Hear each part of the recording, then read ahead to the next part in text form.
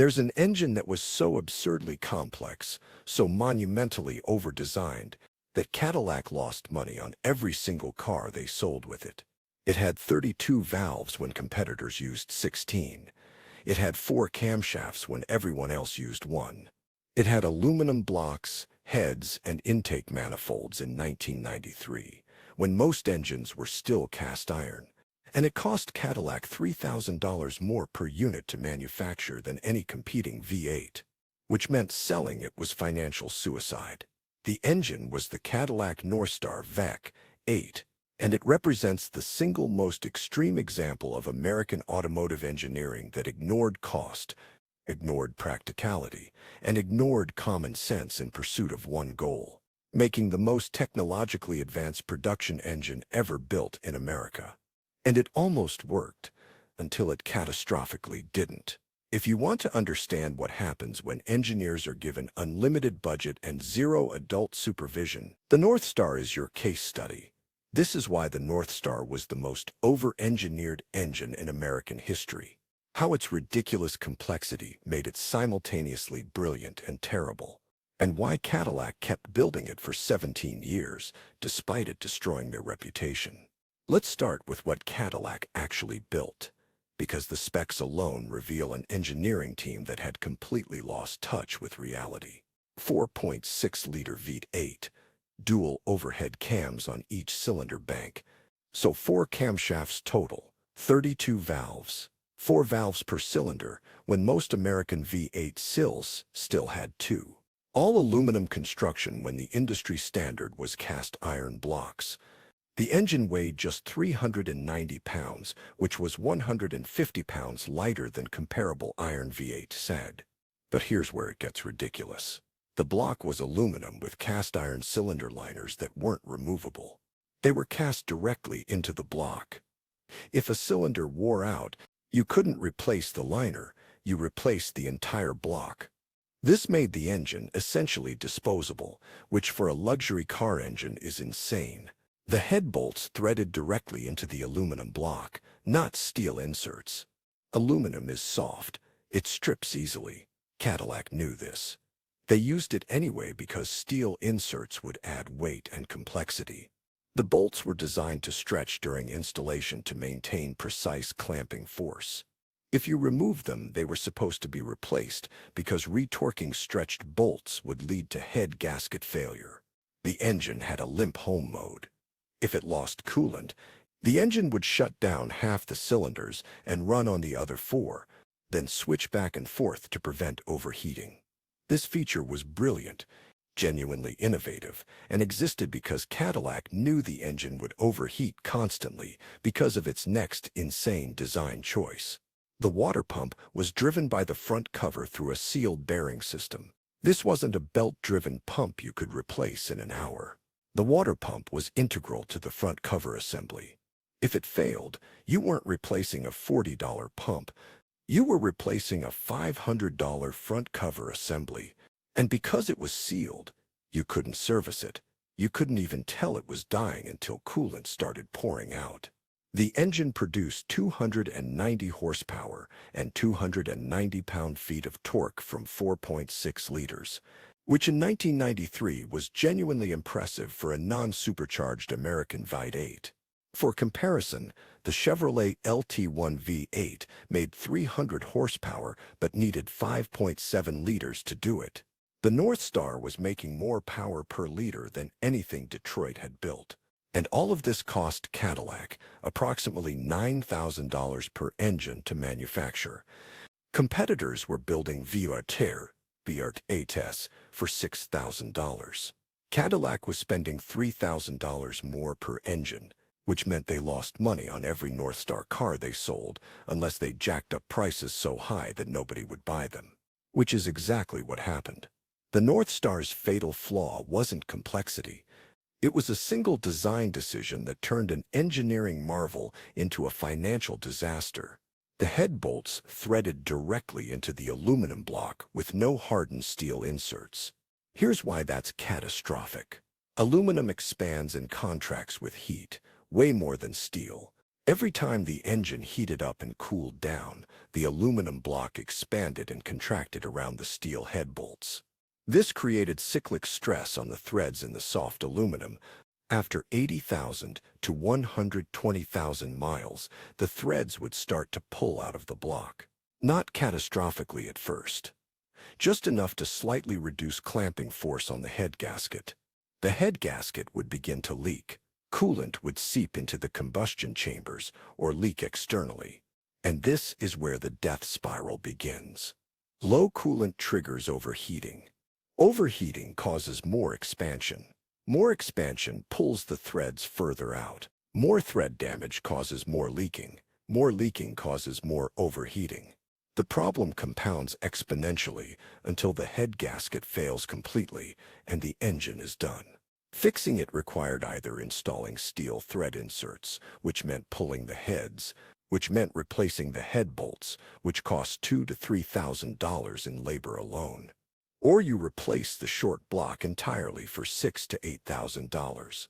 For a car that originally sold for $40,000 to $50,000, having a $6,000 engine repair at 100,000 miles is unacceptable, especially when a comparable Mercedes or BMW V8 would go 200,000 miles without major issues. Cadillac knew about this problem by 1997. They didn't fix it until 2004. Why? Because fixing it required redesigning the block to include steel thread inserts, which would require retooling the entire production line, which would cost hundreds of millions of dollars. So they kept building the flawed design for 7 more years, while their reputation imploded. Let's talk about what happens when you try to work on a North Star. Because this is where the over-engineering becomes almost malicious. Want to change the spark plugs? That's a 4-hour job. The plugs are buried under the coil packs, which are buried under wiring harnesses, which are under the intake manifold. On most engines, spark plugs are a 30-minute job. On the North Star, you're removing half the top of the engine to access them. Water pump fails. $800 to $1,200, not because the pump is expensive, but because replacing it requires removing the front cover, the serpentine belt system, the harmonic balancer, and potentially the radiator depending on which model you have. On a normal engine, a water pump is a $200 job. Oil changes are normal. Thank God. That's the only maintenance task that isn't actively hostile to mechanics. But here's the truly baffling part. The starter motor is underneath the intake manifold. If your starter dies, which is a wear item that eventually fails on every car, you have to remove the intake manifold to replace it. This turns a $300 repair into an $800 repair because of labor hours. The alternator is accessible. One of the few things that is, but if you need to replace it on certain models, like the Eldorado, you have to loosen the engine mounts and shift the entire engine forward to get clearance to remove the alternator. This is not normal. This is engineering that actively hates mechanics. And all of this complexity exists because Cadillac was obsessed with packaging. They wanted the North Star to fit transversely in front-wheel drive cars while maintaining low hood lines. So they made everything compact, which meant stacking components vertically instead of spreading them out horizontally. The result is an engine where everything is accessible only after removing 3 other things first.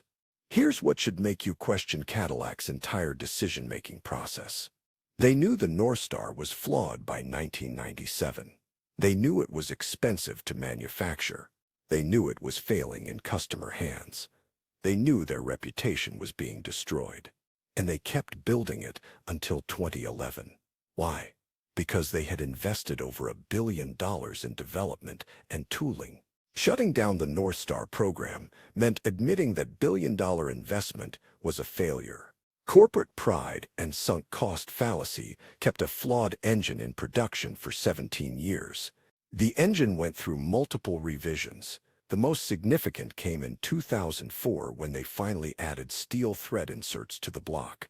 This mostly fixed the head bolt problem, but by then the damage to Cadillac's reputation was done. Everyone knew North Star engines failed. The fact that the 2004 and newer ones were mostly reliable didn't matter because nobody trusted Cadillac anymore. They also kept building it because when it worked, it was genuinely impressive. The North Star in the 2004 to 2009 Cadillac STSV made 469 horsepower from a supercharged 4.4-liter version. That's 106 horsepower per liter from a production American V8, which is legitimately incredible. The engine redlined at 6,500 revolutions per minute, which for a large displacement V8 is seriously high. The technology that went into the North Star influenced every modern GM engine. The LS series engines that everyone worships learned from the North Star's aluminum construction and high revving capability. The current GM small block V8 D6 use similar dual overhead cam designs. The North Star was a testbed for technology that eventually worked once GM figured out how to build it properly. But none of that changes the fundamental problem. The North Star was over-engineered to the point of impracticality. It cost too much to build. It cost too much to maintain. It failed in predictable ways that Cadillac refused to fix for years. And it killed Cadillac's reputation for reliability that had been built over decades. Let's compare the North Star to what other manufacturers were building in the 1990s, because that contrast reveals just how absurd this engine was. Mercedes-Benz was building the M119 V8, 5-liter, dual overhead cams, 32 valves, aluminum heads on iron block. It made 322 horsepower, which is more than the North Star. It was simpler to maintain. It lasted 300,000 miles routinely, and it didn't have catastrophic head bolt failures. BMW was building the M62 V8, 4.4 liters, single overhead cam per bank, so only 2 cams total. 32 valves, aluminum block with Nikasil cylinder liners. It made 282 horsepower, basically identical to the North Star. It was easier to work on, and when it did have problems with the Nikasil liners in early versions, BMW actually fixed it instead of ignoring it for 7 years. Even within GM, other divisions were building better engines. The Chevrolet LT1 was cast iron, simple, 2 valves per cylinder, pushrod design. It made 300 horsepower, cost less to build, and lasted forever. It wasn't as technologically advanced as the North Star, but it actually worked reliably, which turns out to be pretty important for an engine. The North Star represented Cadillac, trying to out-engineer the Germans with technology. But the Germans weren't winning on technology alone. They were winning on engineering that balanced performance with reliability and serviceability. The North Star was a masterclass in how to lose that balance completely. To be fair, the North Star wasn't all disaster. There were genuinely innovative features that worked well and influenced future engine design. The limp home mode was brilliant. Being able to run on 4 cylinders after losing coolant could legitimately save you from being stranded. Competitors didn't have this. When their engines overheated, you were done. The North Star would get you home. The all-aluminum construction showed that lightweight engines were possible in high-volume production. Before the North Star, aluminum blocks were exotic and expensive. The North Star proved they could be mass-produced, which paved the way for modern engines that routinely use aluminum. The high specific output, 63 horsepower per liter, naturally aspirated, was impressive for the early 90s.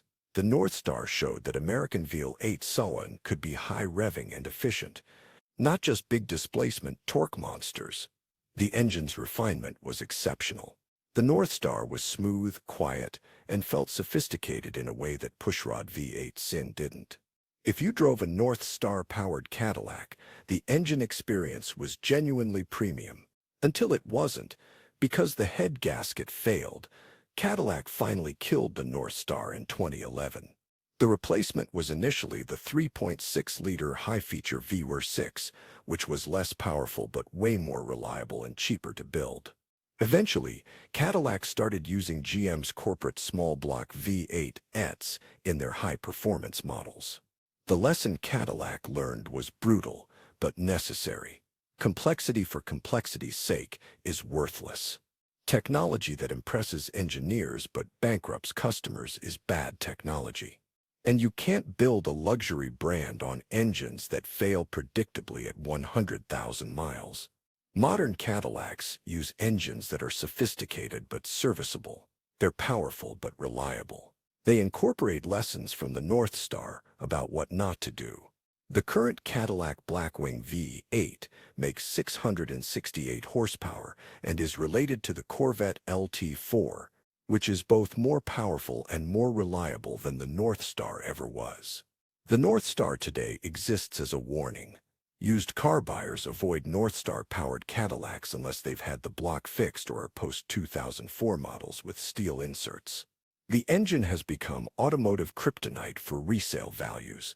A 2000 Cadillac DeVille with a North Star is worth $3,000. The same year Mercedes S-Class with higher mileage is worth $8,000. The North Star destroyed residual values. The North Star represents everything wrong with American automotive thinking in the 1990s. The belief that technology alone wins customers. The assumption that complexity equals superiority. The corporate pride that prevents admitting mistakes. The willingness to sacrifice reliability for specifications that look good on paper. Cadillac spent $1 billion to build an engine that was more advanced than anything American manufacturers had produced. They succeeded technically. It was an impressive piece of engineering. But they failed completely at the only thing that actually matters. Building something that works reliably and doesn't bankrupt customers with repair costs. The Germans weren't beating American luxury cars because their engines had more valves or more camshafts. They were winning because their cars lasted 200,000 miles without catastrophic failures. Because you could maintain them without removing the entire top of the engine. Because when problems did occur, the manufacturers fixed them instead of ignoring them for 7 years. The North Star was the most over-engineered American engine ever made. 4 cams, 32 valves, aluminum everything, limp home modes, and technology that was genuinely ahead of its time. And none of it mattered because the head bolts pulled out of the block at 100,000 miles, and Cadillac didn't fix it for almost a decade. That's not engineering excellence, that's engineering arrogance, and the market punished Cadillac exactly as much as they deserved. The North Star killed Cadillac's reputation, destroyed resale values, and proved that you can't engineer your way out of fundamental design flaws by adding more complexity. The engine died in 2011. The reputation damage lasted decades. And that's why the Cadillac North Star stands as the definitive example of what happens when American engineers build something spectacular that spectacularly doesn't work.